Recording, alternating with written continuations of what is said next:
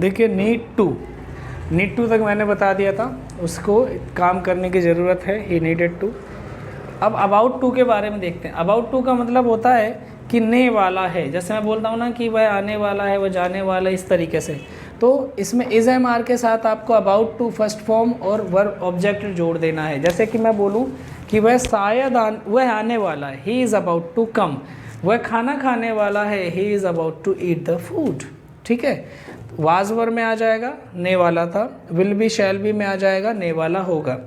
इसी तरीके से इसी का इज एम आर के साथ अगर आप लाइकली टू बोलते हैं तो लाइकली टू में आ जाएगा शायद ने वाला है। जैसे कि मैं बोलूँ कि वह शायद गाना गाने वाला है, शायद अब वो गाना गाने वाला, तो he is about to sing, he is likely to sing a song. शायद आ गया तो लाइकली टू, और शायद नहीं होता तो अबाउट टू आ जाता।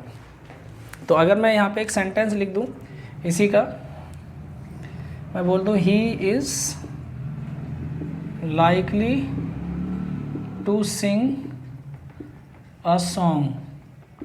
इसका मतलब हुआ कि वह गाना गाने वाला है, वो शायद गाने वाला है।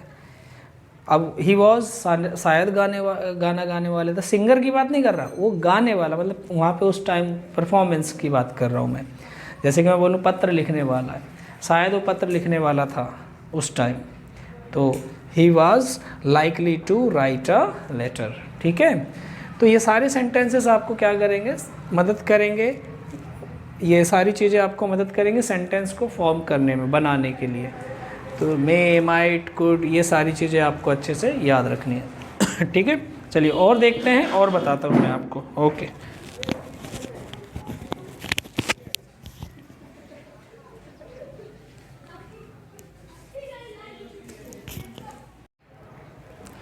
देखिए आगे अगर मैं बात करूँ वांट या फिर वांट्स की, वांट्स, उसके साथ टू के साथ फर्स्ट फॉर्म लगेगी। इसका मतलब होता है ना चाहता है, ना चाहता है, ना चाहता हूँ, ना चाहती है, इस तरीके से। जैसे अगर मैं बात करूँ वह घर जाना चाहता है, वह घर जाना चाहता है, वह घर जाना चाहता है के लिए तो ही। अब यहाँ पे वांट या वांट्स आपको डिसाइड करना क्या आना चाहिए। सिंगुलर होगा तो एस और ई एस वर्ब के साथ आता है। इसका मतलब यहाँ पे क्या आ जाएगा, he wants to go home. ठीक है, वह घर जाना चाहता है। इसी तरह ये हो गया प्रेजेंट का। पास्ट में आ जाएगा बच्चों वांटेड टू फर्स्ट फॉर्म, इसका हो जाता है ना चाहता था या नी चाहती थी। ना चाहता था का मतलब वह घर जाना चाहता था, तो he wanted to go home. मैं किताब पढ़ना चाहता था, आई वांटेड टू होम। ठीक है, तो इसी तरह वुड लाइक टू वाला वो तो मैंने बता दिया, वुड लाइक टू वाला। ठीक है, ये एक और बता देता हूँ, कीप के साथ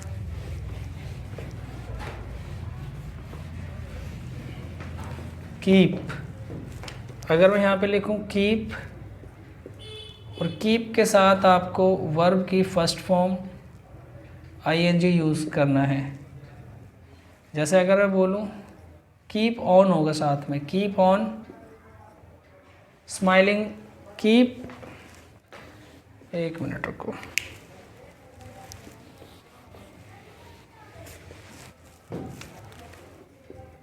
कीप फर्स्ट फॉर्म आईएनजी और ऑन फिर ऑब्जेक्ट। जैसे मैं बोलूँ keep smiling on your face, smiling your face, इसका मतलब है कि आप अपने चेहरे पे हमेशा स्माइल रखिए, मुस्कुराते रहिए। Keep on smiling, keep on smiling का मतलब हमेशा मुस्कुराते रहिए। Keep on reading the book, हमेशा किताब पढ़ते रहिए, मतलब किताब पढ़ते रहिए, कि हमेशा की बात नहीं, कीप ऑन, यू यहाँ पे अपने आप लगा सकते हैं। ठीक है, तो ये मैंने जो भी वर्ब बताए हैं आपको अच्छे से समझ आए होंगे। अब हमें इनके सेंटेंस बनाने तो कैसे बनाने हैं देखिए, अगर मैं बात करूं वह गाना गा सकता है, वह गाना गा सकता है, वह किताब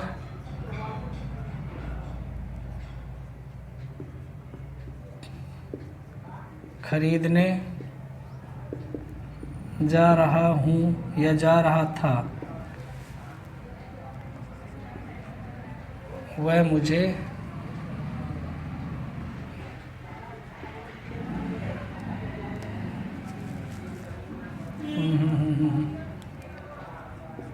उसे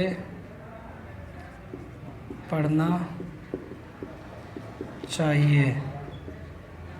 देखिए, मैंने ना चाहिए का भी बताया नहीं लग रहा, फिर भी मैं बता दूंगा इसे, उसे पढ़ना चाहिए। देखिए यहाँ पहले इसका देखिए, वह सकता है तो ही कैन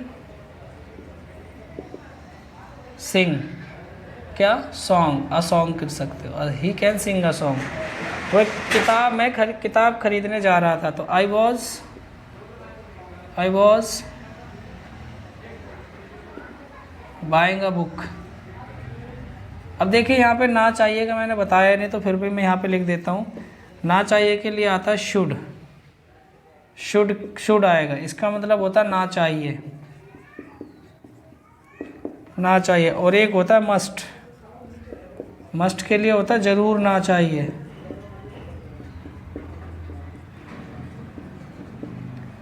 शुड ना चाहिए और मस्ट ना चाहिए, ये भी मस्ट भी ना चाहिए होता है, लेकिन ये कंपलसरी है कि ये होगा ही होगा, तुम्हारे लिए ज़रूरी है ये।